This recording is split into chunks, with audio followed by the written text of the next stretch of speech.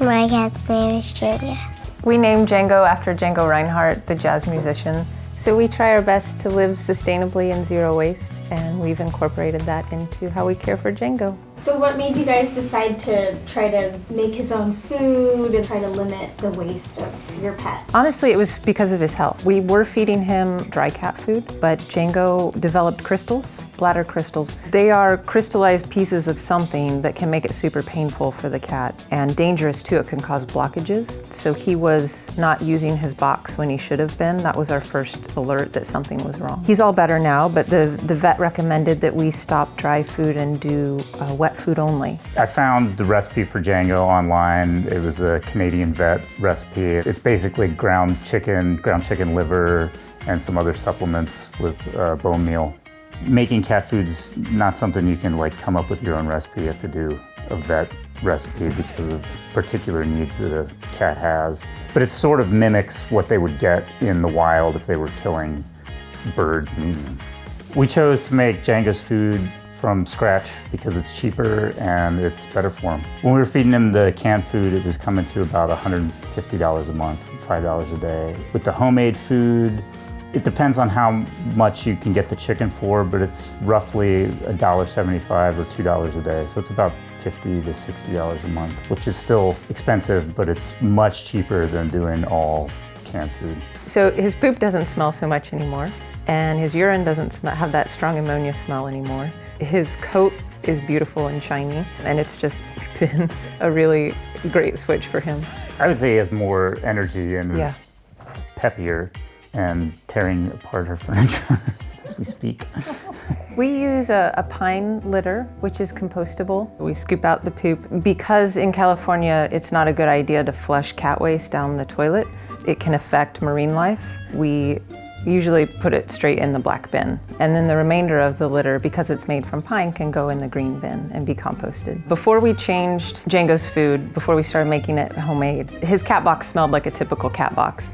And we tried different kinds. We tried a wheat litter, we tried... There was like a walnut shell litter. Walnut shell litter. Yeah. Oh, wow. These different kinds. And the pine litter we felt really kept the odor at bay. I have a business where people can come and refill household cleaners and body care products in a zero waste manner. It's called Sustain LA.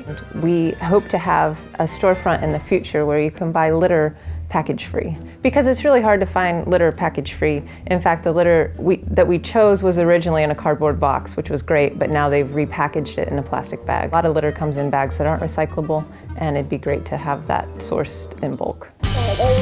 There, do you want me to tie it? I've taken the chicken, raw chicken, and baked it for about 20 minutes in a 350 degree oven, which kills any bacteria. And this way, Django gets the benefits of a raw meat diet. When Matt went to the store, he was able to ask for the chicken in this container, so we received it paper package free, which is great. I'm cutting the meat off the bone. If I had a better meat grinder, you could actually just grind the bone right in, and then you wouldn't have to use bone meal. And that will be a future purchase. We have to put bone meal in with this recipe because there's a particular ratio for, I forget which nutrients, that they have to get from the meat and the bone, because when they eat birds in the wild, they crunch up their bones too. We're like mostly vegetarian household, so this is kind of funny. Okay, so I've cut all the chicken off the bone here. Got the cooked liver. And then we'll turn on the noisy grinder. Making sausage, it's not pretty. These are all the supplements. We're gonna finish mixing here in with some water. Want to get it all mixed in, so give Django no excuses to refuse the food for his sensitive palate. He's just a really picky eater. What is the dry? The dry stuff on top was the liver I ground up. Liver?